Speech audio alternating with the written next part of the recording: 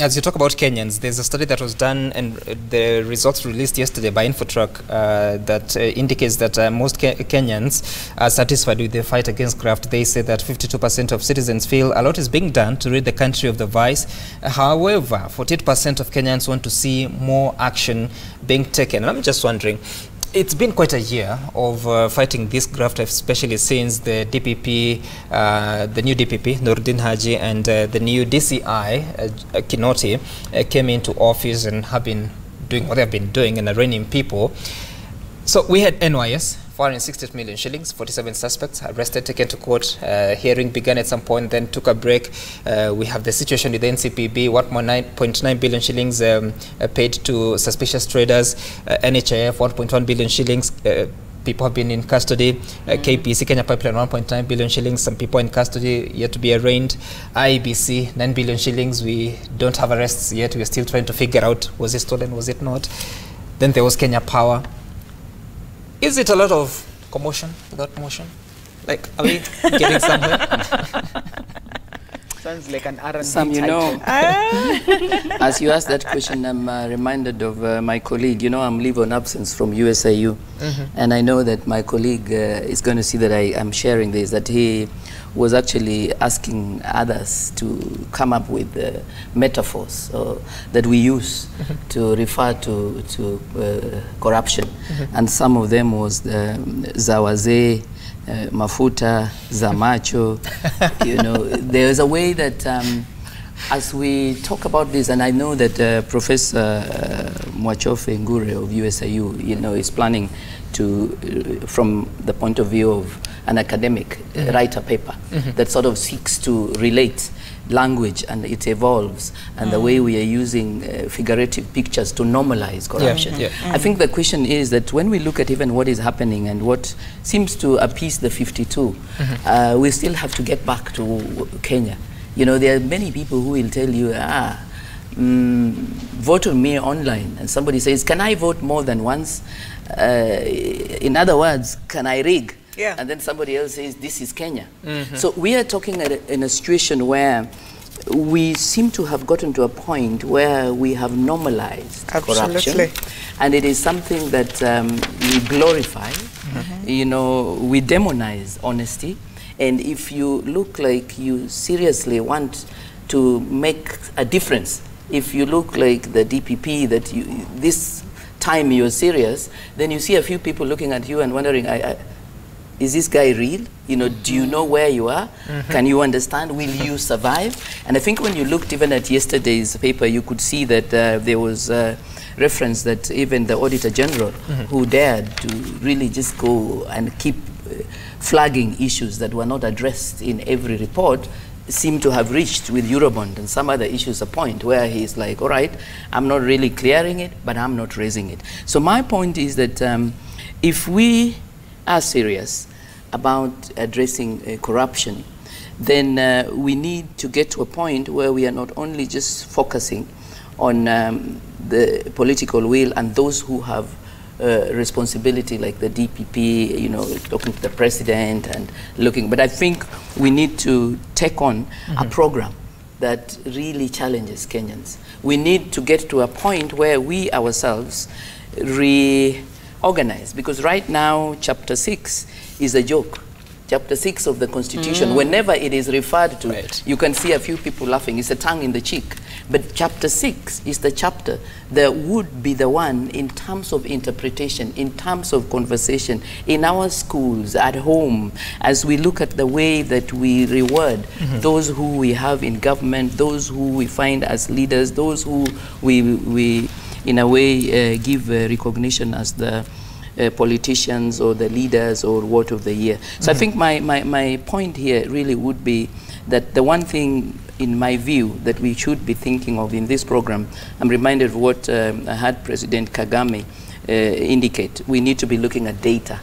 I think it is useful for Infotrack to tell us 58%, 52% are satisfied, but I think we might want to go back and ask the DPP and everyone, all these cases that have been flagged out, how many of them have been addressed. Up to what point? Because I remember President Kagame indicated that part of what he seeks to use as a strong transparency tool, accountability tool, is data. That he would get ministers and all those who are charged with responsibilities to give him reports, but he knows, because one journalist said, but the ministers can lie. He said that he will listen to what the minister says, but he will look for data and data and data, because data does not lie. So I think with corruption, what we need to do is to go more to the point of not only looking for programs that are going to get us to change our mindset and stop normalizing corruption, but I think those of us and those who are charged, who are acting, can we be given data, not narratives, not perceptions, not innuendos, who it was, who did what. Can we be given data? Can we be told how many cases, where are they, what is it that is the issue? I think also the judiciary now needs to really help Kenya. I think that if they would, if we would want to change, it is the judiciary to help Kenya now to change, because whatever they determine, based on the cases, how they give in the bonds, is the perception that comes out, and then Kenyans feel, I'll go to court, I'll be given a bond, I'll have a half salary. You know, all those things are really frustrating when you're dealing with issues of corruption. So it is up to all of us. For us, as I said in the beginning, it is for us Kenyans now to ask ourselves, me as Beatrice Elachi, what's my role in all this? Because I think it's no longer the figures that we talk about, it's no longer the institutions that because institutions are being taken care of by human beings who are us Kenyans. It's no longer the law. We don't even need more laws in Kenya. I think we have too many laws, and everyone interprets this law. When you walk into a court, it is how you're defended. So that's right. You find the ones who are defended more are the culprits. You who has come in, you've been told by the DPP, stand in for us as a witness. You will be interrogated until you'll wonder, am I the thief? And by the way, you'll turn out to be the thief. So for me, it is the judges also who are dealing with corruption cases. Help Kenya. Help Kenya. Right, and as you get to that, of course you can tweet us your questions or views at Citizen TV, Kenya, Tsamgituko, Atulis Raburu. The hashtag to use is Daybreak. You may also text us on 22422. But just before you take a break, Joey, Jemdivo, Elachi talks about the judiciary needs to help Kenyans, but I'm just wondering, the cases that I've enumerated here, they have all been before a magistrate at the High Court, or maybe, a magistrate at the Magistrates Court, or at the High Court if there's an appeal against some orders by the magistrates. And all this time, you have the prosecution side present, you have the defense team present, and the magistrate present. And all these arguments are made before a magistrate. So how does the judiciary help Kenyans, yet they're supposed to follow due process of law? There's a criminal procedure that is supposed to be followed when you're pursuing these matters. What more can they do? When a matter goes to court, especially for criminal matters, the standard is very high. It is beyond reasonable doubt. That means whichever way you turn it, there should be only one conclusion of guilt. Now, that standard is not only very high, it's very difficult to attain unless your investigations are on point like a decimal. And unfortunately, sometimes we find that the quality of our investigations does not cover all the bases. It's not enough to have a case that is highly probable. It must be beyond reasonable doubt.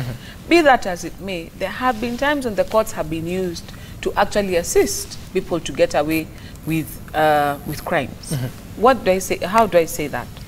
For example, if we know that Joy is culpable in something, but I need to get cleared, it is possible for me to orchestrate my arrest and arraignment, knowing full well that the matter, the way it is, how it will be presented, it's going to fail in court. There are times when I sat in court and I felt I have not been given the whole story. But once somebody says, Your Honor, I have now closed my case, the prosecution rests. What are you supposed to do? You can't tell him, can you remove your pockets? Can you remove the other pockets? Let me see what else you have left in there. Once they've closed their case, they've closed their case. If you don't have enough, you cannot convict. Now, there is a time also when the court can look the other way. and said, you know what, they are quitting. If you want to let the DPP go and appeal and get a conviction up there, but here maybe. So you cannot also discount the place of corruption. But because of the rule about double jeopardy, it means if I've managed to get myself to court over a matter and it's been pronounced on and I have been declared innocent, you cannot bring back the same case on the same set of facts, unless if you've got something extraordinarily new to bring. So court becomes a conduit of washing, quote unquote, matters that ought to have been investigated more thoroughly and dealt with more thoroughly. But before we even get to court, let us have a common sense approach when we're talking about corruption. We were talking with my betters when we were waiting to come on set. And one of the things that we noticed was Kenya does not lack the laws, does not lack the policies. No. In fact, there are many recommendations on how things that ought to be done correctly. Like the chaos we saw last Monday about the transport. There were systems that, there were things that were supposed to have been put in place before the implementation of the ban. As in, there are people who know what exactly was supposed to happen. But it's like we willfully set ourselves up to fail. The Auditor General keeps flagging these things. People who are said, like for example, when the appointments are being done for ambassadorial positions, and somebody is already on track to be investigated for something, and then they're appointed. We need to just have a common sense approach. Let us, if you're accused of being a thief, can you take time and clear yourself from being a thief first? Because the problem in Kenya, we have tried to legislate morality.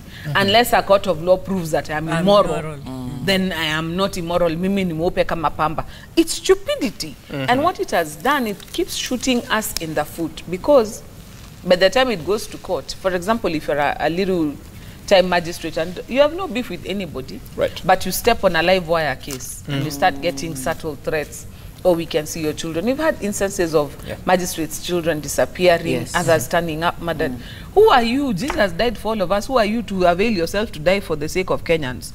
You will quietly dispose of the matter in a manner that is likely to leave you intact, and you carry on living. Let's not make martyrs of ourselves. Let those in power, those in authority, those in office, do the right thing. And it's a matter of common sense. You don't have to reinvent the wheel. Just do what is right. Wow. But it's also like these high cases. These high cases, I know witnesses. Some of them are being threatened. Some of them are being told, yeah, we will see where you are headed with this. And you feel threatened, and therefore you start giving up in the whole process, and then you leave. But at the same time, you know, it is only in Kenya where we talk like this, because what Jackie told us, we have chapter 6. What else does the judge want? What is abuse of office? You know, then the court should interpret to Kenyans and tell us, abuse of office is this. Because abuse of office is just allowing your office to see this is wrong and it's being done. It doesn't mean that money should be lost. No.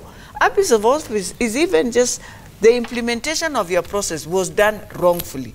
You looked at laws or the PFM Act or something, and everything went wrong. Before even we talk about money, you've already abused your office. The day we will accept that is what Chapter 6 tells us, then we will start now looking at other issues. But if we are only looking, it's only the money, how it went, then there's no need of Chapter 6 in the Constitution. Remove it. I wish it was simple as that, to say that common sense prevails, and I hope it will. But either way, Charles Mwabili on Twitter is saying that CEOs being arrested were acting on some individuals' instructions, sitting high up a pedestal. Someone else says that Jacqueline Odol, the president himself, is a joker. Did he just say that? There's no way he has good will on corruption. Too much money is lost and he can't sack his appointees who fall on those cases. Hey, okay. I want to look at 22422. Someone is saying that on Citizen TV, the PLC, they must come clean on this matter. It is indeed shameful at extreme, shameful and extreme. It's also unwise. A step. They should resign once arraigned in court in order to save the country from further pain or embarrassment. Wow, the English here. The wastage of public endeavor that has cost such huge sum of money to be finally to be stolen, or rather in people's pockets.